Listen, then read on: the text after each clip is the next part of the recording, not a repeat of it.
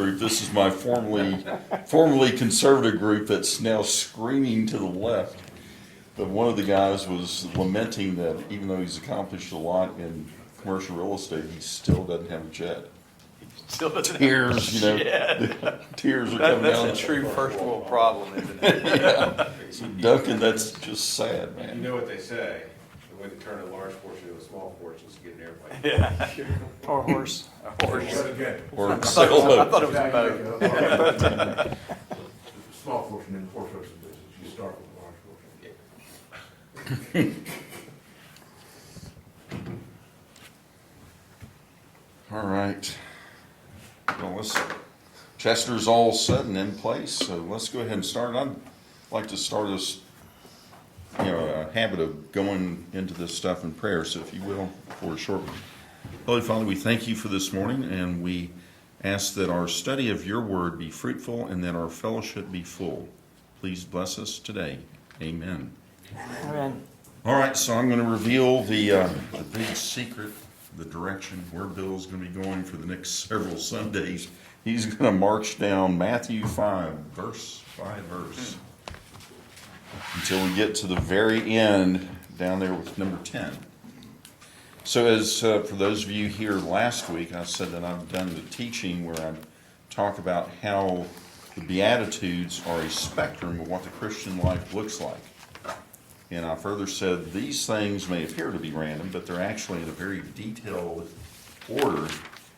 And my thesis was that they started with a person who was the most disengaged and emotionally detached and powerless, and they go all the way through something that is a person that is Christ-like. And the amazing thing to me is that with each of these, you're going to have a very nuanced progression, one to the other. And so I'm going to bore you guys to tears by each Friday looking at the verse we have for today and the verse previously and say, here's a nuanced step. And what's going to be amazing is we're going to go from the poor in spirit, sort of like a basket case that we might pejoratively describe, all the way up to something that is like Christ. But each step in the way seems to be so incremental. So we had last week, blessed are the poor in spirit, for theirs is the kingdom of heaven. And we talked about what poor in spirit could mean, and one of the two meanings that we discussed was that it was you're so down you can't even mourn. You're just out there, you're kind of stunned in life. So this Sunday we have blessed are those who mourn, for they will be comforted. So we take a step up, at least this person is capable of expressing this emotion of mourning. But they're still in a pretty bad slot. If you think of a Christian, Christianity is relational. So if you can't relate, you're in a bad way. And these are persons who are overwhelmed by life, and they can't react. But at least they've stepped above this sort of basket case of the poor in spirit. So, with that said, what are y'all's first impressions, having read this very short passage? Think back a month ago, we had one that was about 5 paragraphs long, it seemed. So this is a very short one.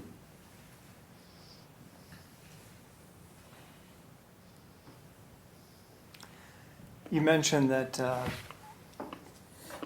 at least they have they're above the low in spirit, so they have some ability to relate.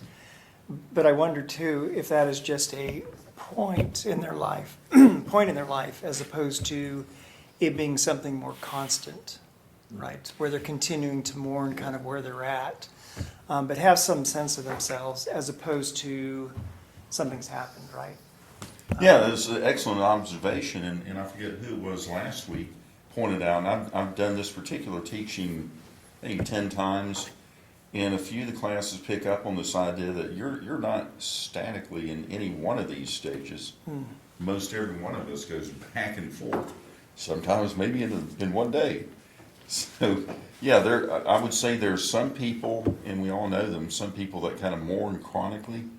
That's part of their persona. That's within their idiom, is just to be a gray cloud over their head. But other people, they know this is just temporary. This stuff is going to pass. So, what other thoughts? For those of you who I didn't get to meet, I'm Raymond. Good to be with you this morning. When I think about mourning, somebody who's in touch with the world around them, and I may be taking a much bigger step than the spectrum, idea. But I think that there is a lot of pain in the world, and if you're mourning, you're sort of in touch with that. It's like you're not oblivious to the pain that's going on around you, as well as the pain that's within you. So I kind of think about blessed are those who are in touch with that pain, because that's going to if you're feeling all that and you're centered on the relationship with Jesus, then you're going to be comforted. Absolutely. Well, that's a great observation, and certainly if you looked at the UMC liturgy, that's taken at face value. Well, I may work here at the church, but I don't proclaim any connection. You attend the to services, the don't liturgy. you? And when they call us and they pay attention to those words, and they're talking about how sinful we are and how fallen and troubled. In fact, that's the deacon's task with the pastoral prayer, is to point that out. Say to the congregation, in the world, look at all these awful things. So yeah, that's a great observation. If you're mourning, you're in touch with the pain that's out there in the world. So Michael, what's the background to why Jesus is making this speech? I mean, what's going on? Well, you could, first of all, it'd be conjecture for us as to what he's got in mind. Some people have said look at all these groups. You notice the first 8 are groups, and then with the 9th one that is Christ-like, it's you. So he's talking to groups of people. And in this very brief, it's ingenious. Boa says Jesus was the most intelligent person ever to walk the face of the earth. In this very brief passage here, he's covered the spectrum of all his audience. That's why I emphasize, it's kind of one of my professors used to call the nerdly virtues. I'm painstakingly going step by step and saying, see how close these things are to one another, and yet we go from basket case to Christ in this short little arena. So one of the things I would think is that he's trying to reach every person in the audience, and his message is this, blessed are you in your state of mourning or being persecuted or whatever, but here's what the Lord has provided for you, or will provide. So it's giving them a step. And it's the whole reason I did this teaching about this thing being a spectrum was to show that we should be moving towards the bottom of this list, because the bottom list, you're more empowered, and because you're more empowered, it's like the Good Samaritan, you're more capable of helping those around you. So in addition to addressing the needs of every person in the audience, he's also given us direction.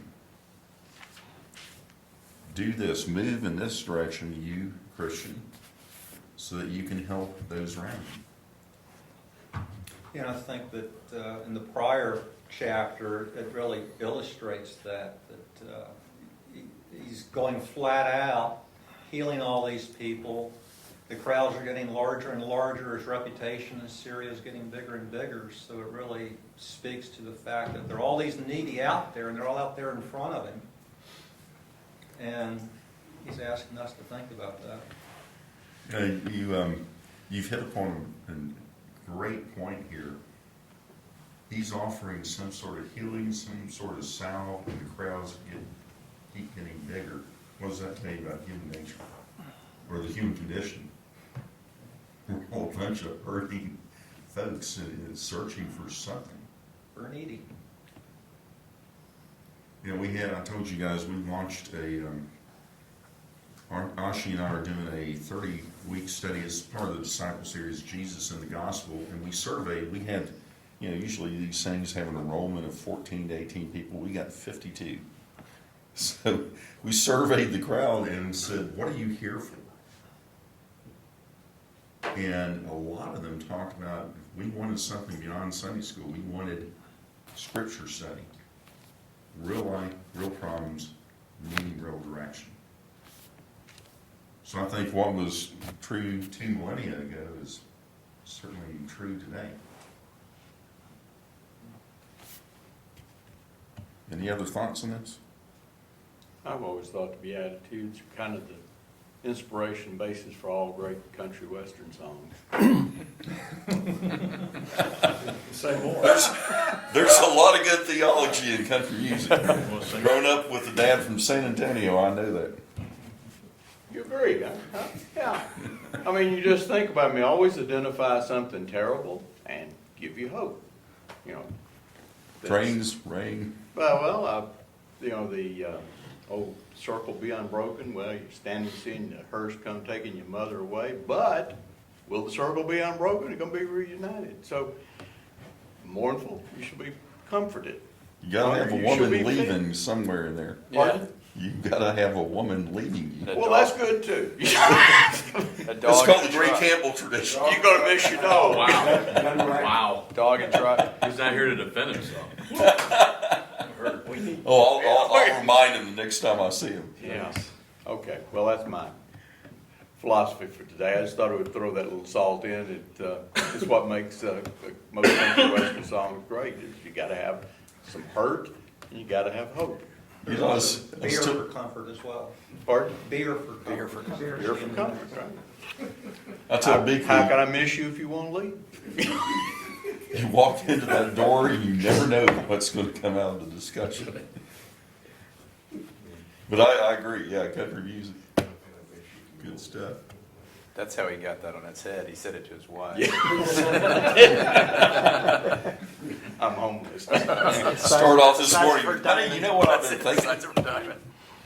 All right, so I'm reading this thing, and the first thing it struck me with was it's kind of sad.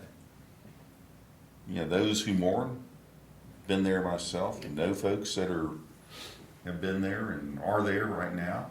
So it's kind of sad, yet at the same time, it's got this duality of being hopeful. And then the next thing I thought was, well, mourning, are they mourning for themselves, or are they? You know, a lot of times you'll mourn for the plight of another. So that was another idea that I thought about.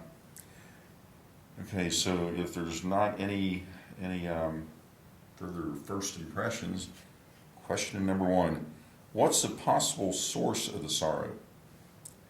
And I'll throw out 3 things that can maybe stir your thoughts. Is it an awareness of your spiritual impoverishment? If you read some of the classic commentaries, that's what almost all of them talk about. The mourners that are discussed right here are those that have reflected on Christ and His grace and therefore realize how abjectly sinful they are. And who goes to Boa? Okay. I don't know if you guys experienced this, but in '92 when I first started attending his studies, at first I was really pumped up because I'm going, wow, there's all this great teaching. But then shortly into it, I started to reflect. He's telling us all these wonderful things about Christ and life in Christ, and my life had not been that up to there, so I got a little bit depressed on how debauched things had been.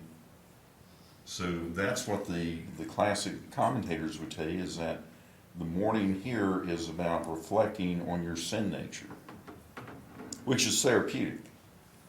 The other thing is this life circumstance, taking more secular views. Is this just something you're going to a bad hitch in your life? Or, as I alluded to, is this the life circumstance of another? You know, we've had within the month a couple of families got hit by some really tragic events with their children, and it got into my head and my heart. So there was some mourning, but it was not anything that I was going through. It was stuff people around me were going through. So what are your thoughts about the source of the mourning discussed here? What is Jesus addressing? All the above. I think so. So go ahead and elaborate. Al? Can you help me with that?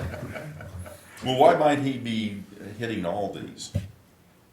Because I think they're all prevalent and they're all impactful to individuals. You know, if you go back to, the point was basically doing the healing. So basically you're seeing a demand out there for this, you know, that I think that's evidence that there's some significant demand for people looking for, you know, healing for what they're ever mourning for. I mean, it almost covers, you know, you can't really describe an individual that's not going to be impacted by one of those. Yeah, I was, earlier in this week when I was putting these questions together, I'm thinking, well, what possible categories could be out there? And this is what I came up with, but that doesn't mean there's not some others. But I think this covers a wide spectrum, and he's wanting, again, the genius of Christ is that he can say in a very sparse amount of text quite a broad-reaching statement. So, what do you think in your experience is harder, dealing with mourning for your own plight or mourning for what's going on to someone else?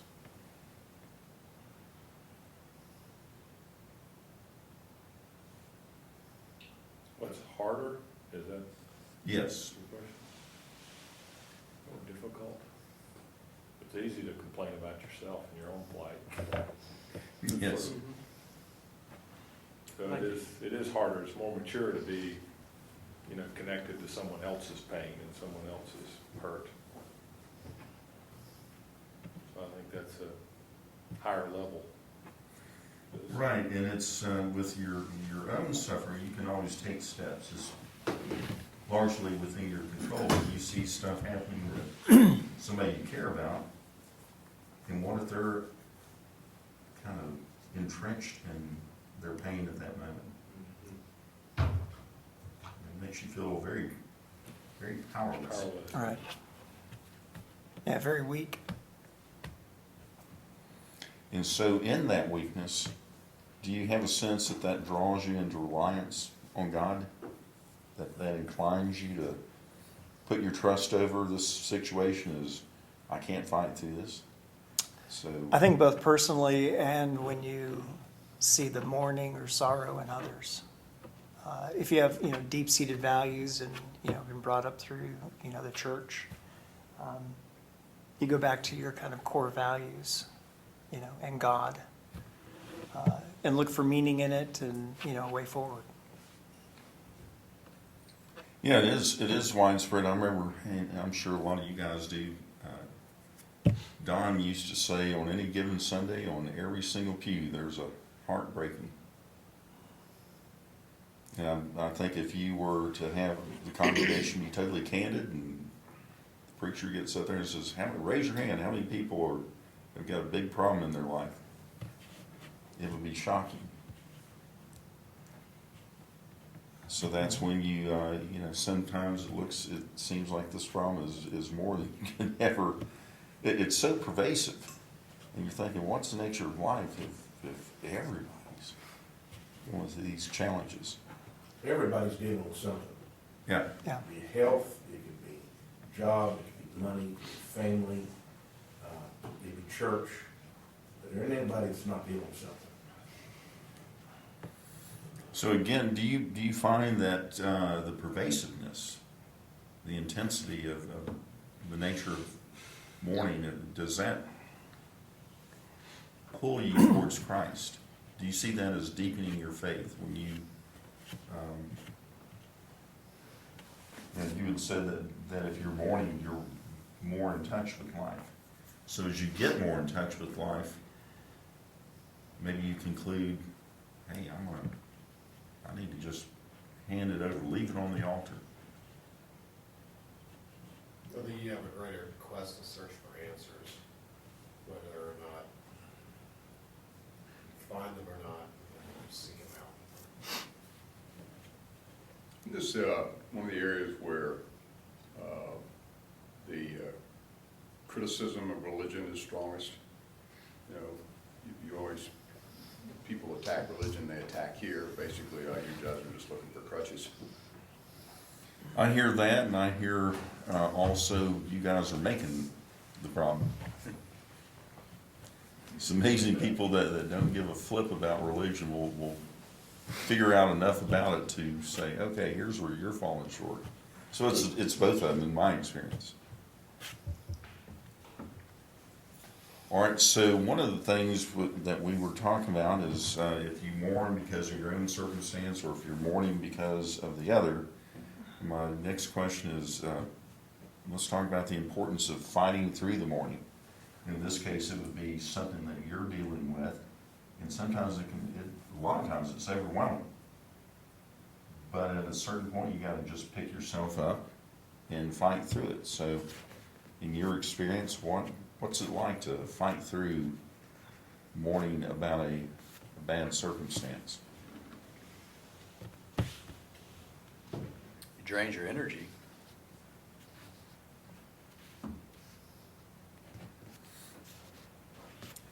It can drain your energy, yeah. I think at some point when you realize it's not changeable, you know, someone dies, they're dead. And you can mourn it, but as soon as you accept the fact that your mother's dead, or your father, or your brother, or what, you've got to move on. And mourning is sort of, I guess, feeling sorry for yourself that you had the loss, but it isn't going to change it. Once you kind of mentally wrap your head around, this is not going to. Hey, Greg, Morning. I gotta beg We your could forgiveness. start over. We could start over and bring him in. One aspect of mourning, I wonder, is the extent to which we beat ourselves up. The extent to which we beat ourselves up and the comforting aspect. Bill ended his sermon last Sunday by saying, if you look in the mirror and see yourself as not thin enough, not spiritual enough, not wealthy enough, not successful enough, his message was, you are enough. And that's an aspect of, you will be comforted. I told him I checked every box in his list. I was across the table from you. Yeah, I checked every box on that list, but that's an aspect of the comforting that you're saying you are enough. Yeah, I had somebody years ago tell me, because I was beating myself up for this sorry circumstance I found myself in. This woman said, you know, God didn't put you on this earth to sit there and lash yourself. Because mentally, I was sitting there with the lashes. Bad person, bad person. Greg, I was gonna comment back on it. Oh, come on. We've been waiting all morning. Add to the lashes. You sure she wasn't doing it? All right, so we're even. Great. We are even. Thank you for showing up, Greg. I had no problem saying that because I already Already all got. baked in. It's already preordained. All right, the next topic is, one of the commentators had a line in there that caught my attention. It says, true joy must necessarily be the fruit of sorrow. And we'll start off with, what do you think that means? True joy must necessarily be the fruit of sorrow.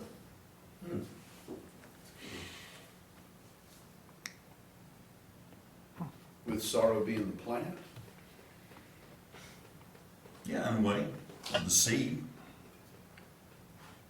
You have the seed of sorrow in your life, and that can bear the fruit of what this commentator calls true joy. And it says necessarily.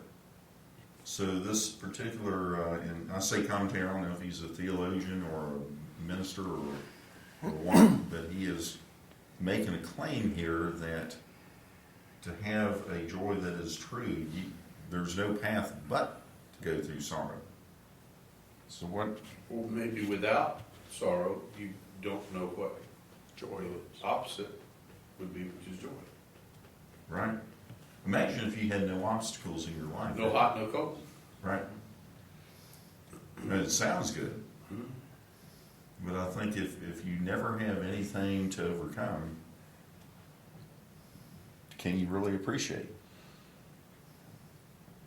It made me think of the Eric Church song, Some of It. I don't know if y'all have heard of some of it you learn in a book, and some of it you learn through life, most of it, you just learn through life. You have to experience it. You have to experience the sorrow to really know what joy is and appreciate joy. So, Yeah, I think in my own family, I use my family a lot for examples in this. I've got two brothers. The youngest one he was a kid that was still at home when my parents were going through the divorce, so of course they tried to bribe him to gain curry favor. And he's always had everything just laid out for him, and he is just a sour personality. My middle brother, on the other hand, is undercover. He's a strike team leader with the DEA, and he's had leukemia. He's been under federal investigation, a couple of divorces, just all this stuff to overcome. And he is the most incredibly kind person. He's so kind, you'd think maybe he's a pastor, then you find, what do you do for a living, to find out what he does. And it's shocking, the disparity between what you would expect and what is. And I can't help but conclude is that my youngest brother's never had to go through anything. It's always been given to him, so he doesn't appreciate it, and it's like that. But the middle one, he's paid a considerable price. What does he do? He's an undercover drug agent.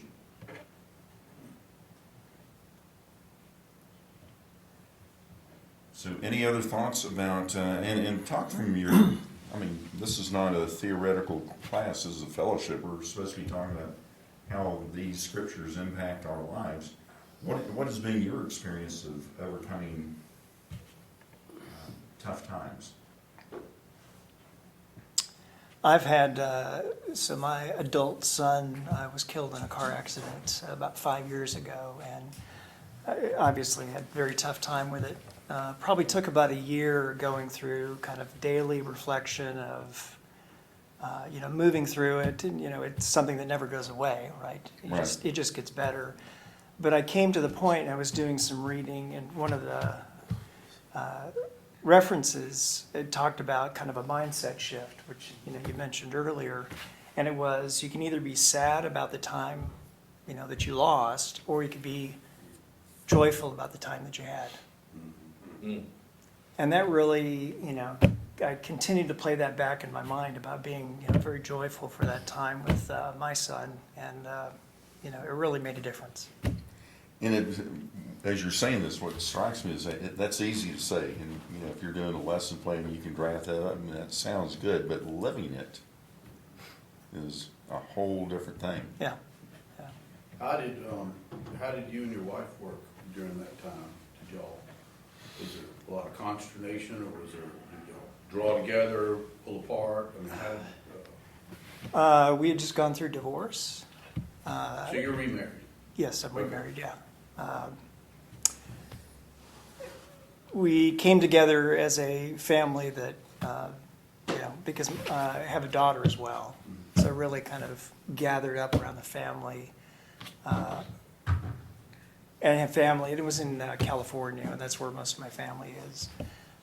So the family really, drew close together, and my son was very close to pretty much my extended family. So there were always lots of people around, and I took about 3 weeks off of work, to go deal with all of the affairs and everything else. But we definitely drew back together. But I think it was mostly around, at least for my ex-wife and I, around that specific issue, and then we kind of parted ways and kind of dealt with it, individually. I was living in Boston at the time. Yeah, we had an incident like that last week. Jeff, you're pretty close to the situation. Can you tell the men about Ron? I can if you. No, I'm not that close to it, so I don't. Okay. I mean, well, I knew a little bit about it, but what happened? just Ron Fole. Yeah, and here's what we're talking about, the beatitude from last week. Blessed are the poor in spirit, and being poor in spirit, and sort of out of the blue, Ron shares with us, he's got a terminal, Brain. is it cancer? I know it's Not brain. cancer. No, it's It's Krug's Jacob disease. Yes, And that. it's an infected protein in the brain, which leads to the brain just, so it's like an advanced form of dementia. Right, and it was, There's no cure for it. It's, It's pretty fast moving. and Right? it's yeah, that's one of the aspect. rarest diseases. Yeah, you'll ever it's extremely rare and it's very fast moving. But he was talking about, in essence, how Yeah, that's exactly how right. life was sweeter because, you've got this Say contained back, amount of time. Oh, God, don't eat me. So that, to your point of, do you lament the bad news that you've heard, or do you rejoice in this opportunity? And he talked about drawing near with his family. And really, he says, in a strange way, my burden's been lifted because I don't have to worry. I know I've got this much time and I'm gonna do and engage. So that's, when somebody says these cheery little quips like that doesn't mean much to me, but when I see a person actually going through it, that's paying that price, that's a powerful message. There's a psalm, I think, pain endures the night, but joy comes in the morning, right? I've clinged to that before, but When you're there. the challenge is you don't know which morning. M-O-R-N, not M-O-U. Right. So it's like, if you go on a journey with God, no matter how long or how short it is through that period, if you cling, sometimes you have to cling to His Word, right? And that's one of those psalms that just, or is it a psalm? Yeah, it's a psalm. Yes, it is. But if you cling to that, I think ultimately the joy comes. But you can go through, we've got any number of examples in the Bible where you can go through a valley that's years and years and years. And Job was probably looking for that morning. Right? Yeah, let's get through I'm gonna Right. check this off my list.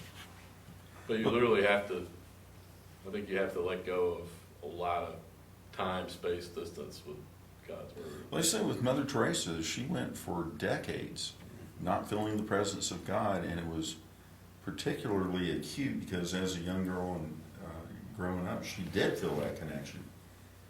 But she goes for all these years in her perseverance, and then Bo calls that the dark third watch of the night, that she kept the faith. And I think that's, as we're exploring this topic of, to use Ray's analogy, the seed of the sorrow that can bring forth the fruit of true joy, we see that growing season is sustained by faith. And I know I'm not tough enough to have that faith by myself. I need the Holy Spirit, and I also need community.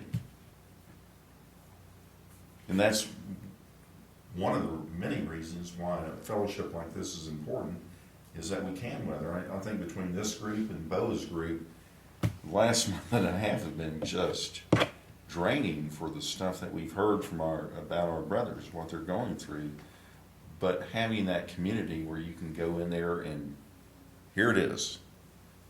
But it even has a lot of scripture, and I can't recite the verse and all that, but where it says, God said He'll put you through the fire like a refiner's fire, and to make it come out like, when you're making steel, to burn off the carbons and such, to make it come out as a better steel. You probably More could pure. tell me the scripture, more pure, yeah. Well, you could probably cite the scripture for it, but I can't. But it makes sense to where God leads you through the fire. And then another one that a pastor pointed out to me is where in the 23rd Psalm where it says, leads you through the valley of the shadow of death. It says he doesn't lead you through the death, he through the valley of the shadow, meaning going around it. But that means you're going to go in it and you're going to come out of it. We just don't know what God's timing is on coming out of And that's the rub. That's Yeah. where faith steps in. it. Yeah. So, and I'm kind of digging into this thing because I think it can bear a lot of fruit. another way of looking at this is as you persevere, you never know, as you're saying, you never know when that end's gonna be. Keep going up the mountain, you get to the top, oh, there's another mountaintop off in the distance I gotta go up. You never know what it's gonna be, so you have to get used to walking in faith. Mhm. And what impact does that have on your faith? And even worse is when you are a Christian and God knows He's equipped you with certain tools, He might make it even worse for you because He says, no, you've been equipped with tools, you're gonna work and you're gonna figure it out. And He'll make that fire even hotter for a while, you know, to bring you out of it. Because for me personally, I fight it. I try to depend on myself too much. Or John 15, 1-11. He prunes every branch in me that does not bear fruit. Yeah. Every branch, here's the one that addresses you, every branch that bears fruit, He prunes to make it bear more fruit. So the thing I'm getting to is that as we're walking in this thing, giving time for that seed of sorrow to germinate, it deepens and expands and fleshes out our faith. In other words, it's purposeful. I got an argument with this, as he described himself, a non-practicing Buddhist who was telling me that I had suffering in my life because I desired, and I said, no, our view is suffering is redemptive. And that's a lot of what is talked about right here, is it redeems you by purifying you, by stiffening up your commitment. Well, we're united in our suffering. That's another big Christian tenet. Boom, yeah. You have to spend some time on that. Yeah, I presented a paper to Emory Healthcare after my chaplaincy thing, and we talked about, I was hungry and you fed me, I was thirsty and you gave me drink. And I said, of these 6 circumstances, you know, especially in my church, fairly wealthy, we're not going to be hungry or thirsty, probably. Hope we're not naked, not in jail. But the one thing that we know every one of us is going to go through is that suffering. I was sick and you visited me. And so my point of my experience was that in the hospital, you would see people from a variety of socioeconomic classes, different races, different sexual orientations, but the leveling thing and what we as chaplains came to deeply appreciate was that every one of these people at the basic core human level was suffering. And everybody can relate to that in the same way. And because everybody can relate to that in the same way, we can come together. It's a issue of reconciliation. There's no separation. All of a sudden, the retired judge who's wealthy and powerful, and the Mexican American immigrant who's afraid that he doesn't have money, and they all can have a commonality, and that's what we would listen to. As a chaplain, you don't so much say stuff as you're present to it, and we hear these same stories. You know, physically I'm hurting, emotionally I'm scared. So that the sorrow, the sorrow can lead to great things, and does if we're obedient. So that leads, I hope, to the next question: does mourning draw you nearer to God?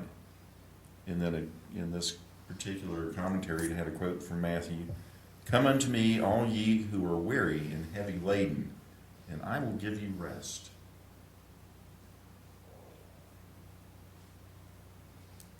So we've all been through these awful times. I mean, do you think it drew you nearer to God? Absolutely. And again, it kind of went back to kind of core values and the thought of, although my son's gone, I'll see him again, right? Which gives you hope, is, part of your beliefs that, it's not done at that point. It's just a continuation.